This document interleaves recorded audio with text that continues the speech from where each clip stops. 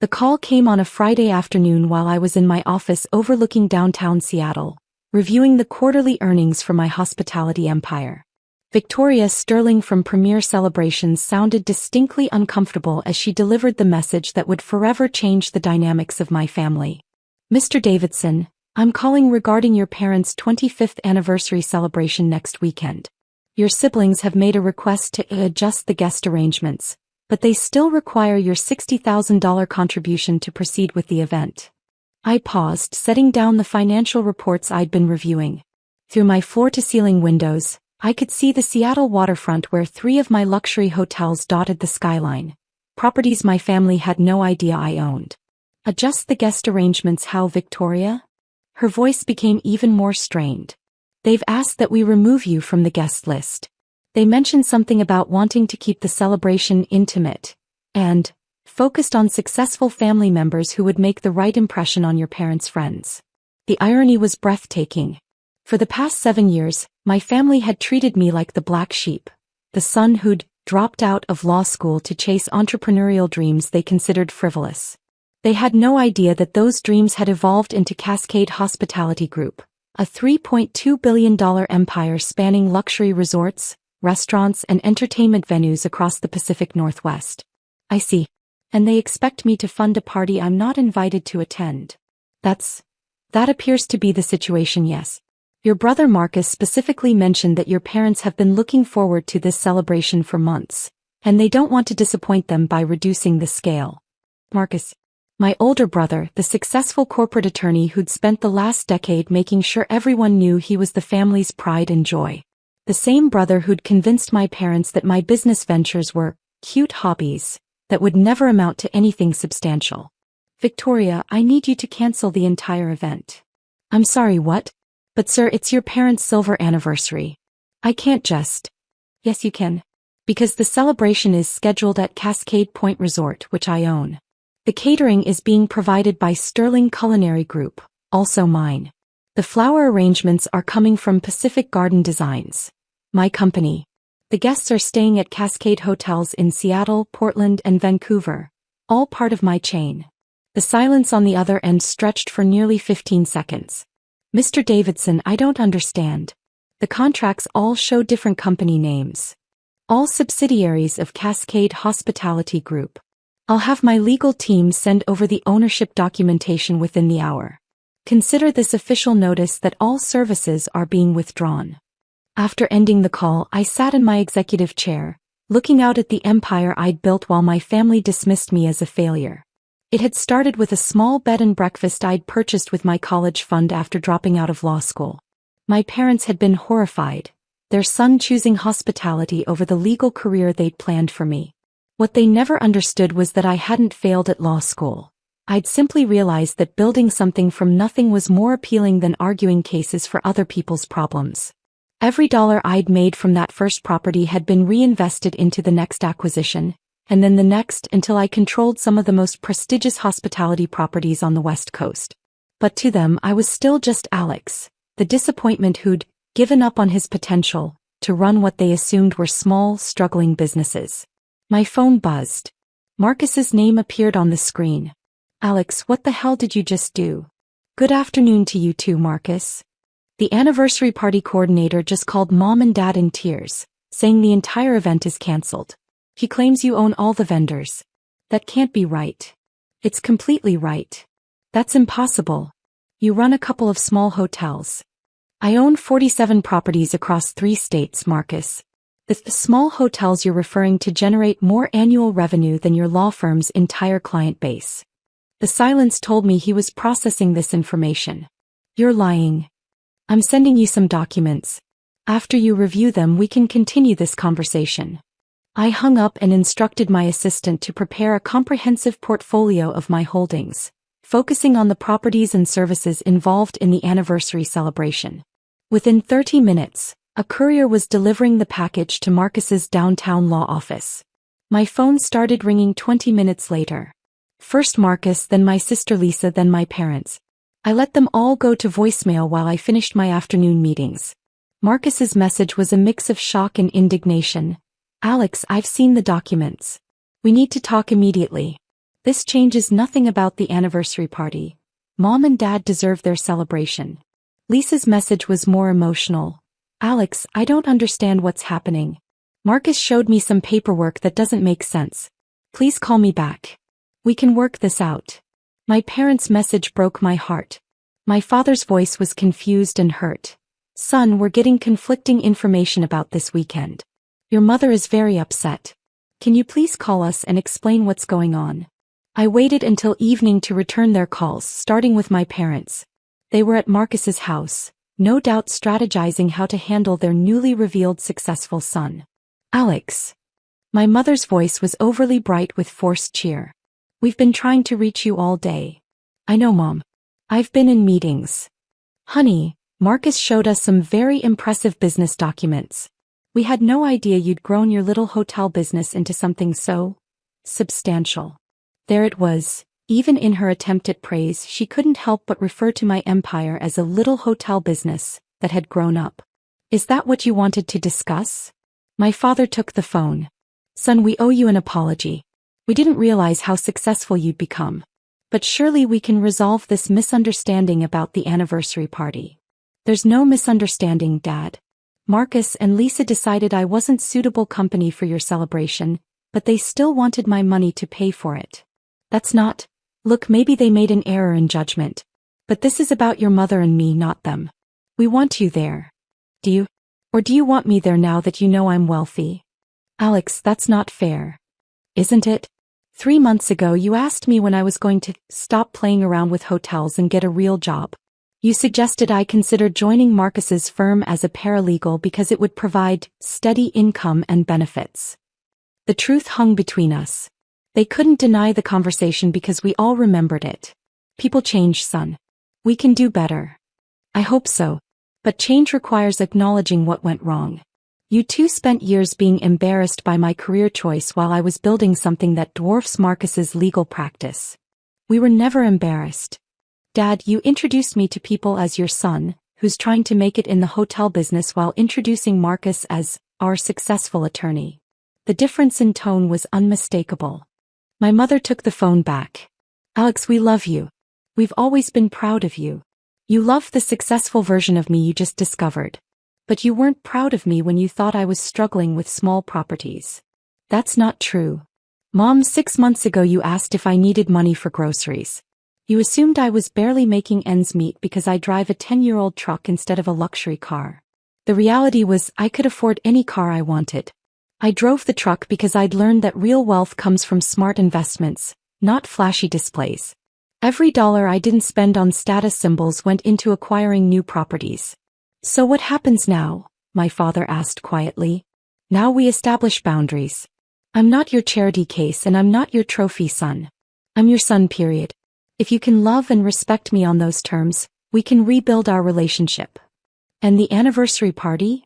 Find a new venue, new catering, and new accommodations for your out-of-town guests. Might I suggest looking at properties I don't own? Although in this region that significantly limits your options. After hanging up, I made a decision that would reshape our family permanently. I called my head of security and instructed him to compile a comprehensive report of every financial interaction I'd had with my family over the past 5 years. The results were staggering. I'd been quietly subsidizing their lifestyle in ways they never realized. Marcus's law firm operated out of a building I owned. I'd been providing his office space at below-market rates through a shell company. Lisa's boutique had received several anonymous investments to keep it afloat during slow periods. My parents' country club membership, their recent cruise to Alaska, even their mortgage refinancing at an impossibly low interest rate, all had been facilitated through my various business connections. I'd been the invisible hand supporting their comfortable lifestyle while they pitted me for my apparent lack of success. But I also did something else. I called the city's most exclusive event planning company and arranged for a surprise renewal ceremony for my parents. Not the large celebration they'd planned, but an intimate gathering at my private estate overlooking Puget Sound. Then I contacted their closest friends personally, explaining that I wanted to host a special celebration for my parents' milestone anniversary. If my siblings wanted to exclude me from their party, fine. But I was still going to honor my parents the way they deserved. Saturday morning arrived with typical Seattle drizzle. I was in my home office when my security system alerted me to visitors at the gate. Through the camera, I saw Marcus's BMW sedan with my entire family inside. I'd never invited them to my house. They'd never even known where I lived. The estate was a 12-acre property I'd purchased quietly 3 years ago, complete with main house, guest cottages, and private beach access. "How did you find me?" I asked through the intercom. "We hired a private investigator," Marcus said, clearly irritated. "Alex, we need to talk." I buzzed them through, curious about what they'd learned from their investigation. They drove slowly up the winding driveway, past manicured gardens and the guest cottages, until they reached the main house. I watched from my office window as they sat in the car for several minutes, taking in the scope of the property. When they finally approached the front door, my mother was crying. "Alex, this place is..." She couldn't finish the sentence. "Would you like to come in?" They followed me through the foyer with its soaring ceilings and custom chandelier, past the great room with its floor-to-ceiling stone fireplace, to the kitchen that overlooked the sound. "The view is incredible," Lisa whispered. "I bought the property for the location. The house came with it." My father was studying the artwork on the walls, original pieces I'd collected from local artists over the years. "Son, this must have cost..." "I own it outright. No mortgage." Marcus finally found his voice. "Alex, we need to understand what's happening here. The investigator's report showed holdings we never imagined. Is it true that you own the Cascade Hotel in downtown Seattle?" "I own all 6 Cascade hotels, plus the resort properties, restaurant chains, and entertainment venues. It's a comprehensive hospitality portfolio." My mother sank into one of the kitchen island stools. "Why didn't you ever tell us?" "Because I wanted you to be proud of me for following my passion, not impressed by my bank account. I wanted you to respect my choice to leave law school because I was building something meaningful, not because it happened to make me wealthy." "But we are proud of you," Lisa protested. "Really? When was the last time any of you asked about my business without suggesting I should consider a more stable career?" None of them could answer. Marcus leaned against the counter. "Okay, we made mistakes. We didn't understand what you were building. But family forgives family, and we can move forward from here." "What does moving forward look like to you, Marcus?" "We restore the anniversary party. You rejoin the guest list, and we celebrate Mom and Dad the way they deserve." "As what?" "The successful son you're suddenly proud to claim." "As our brother," Lisa said quietly. "Alex, I know how this looks, but we do love you. You love the successful version of me you just discovered. But you didn't love me when you thought I was struggling. That's not fair.